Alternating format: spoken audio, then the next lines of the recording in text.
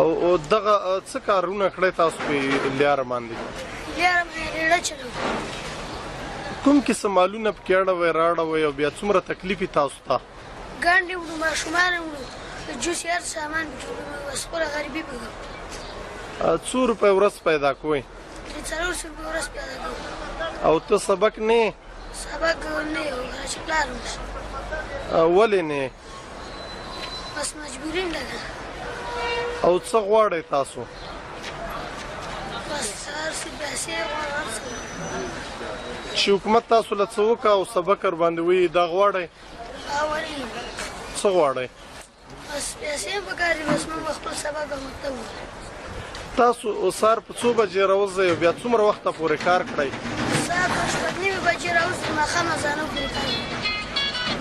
او څنګه دا ګران کار دی؟ ستړي یې بیا؟ ستړي یو، تمام ورځ 10 منډې رامنډې وي. نوم راته واخله. او ته کوم ځای؟ لالپور. او دا څه کار کړی؟ دلته استقبال بس کله وړو او کله هغه کاټن. او دا څومره وخت نه کار کړی؟ دا ډېر وخت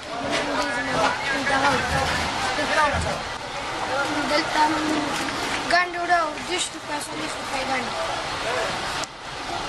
او ورځې څومره ګنډې وړئ؟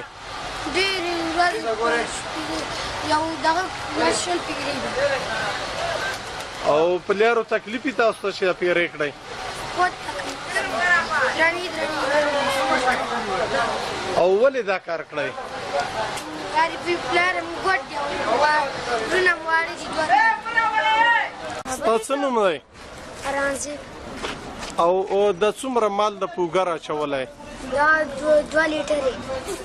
او دا څه شی دی پکې؟ پکې ده. او دا چېرته وړي؟ دا چسخانې ده. او دا دروند دی دا سامان؟ څومره دروند دی؟ او دا کار ولې کړی؟ دا غریبي کوم. خپل نوم راته واخله، کوم ځای؟ زما مینهدار لاسپورې. او دغه کوم کارونه کړی په دې ګیټ تاسو؟ دې ګیټ کې ریډي میډي راکې بس او بس موږ ډېره مجبوري ورته راوړو. څنګه مجبوري نو؟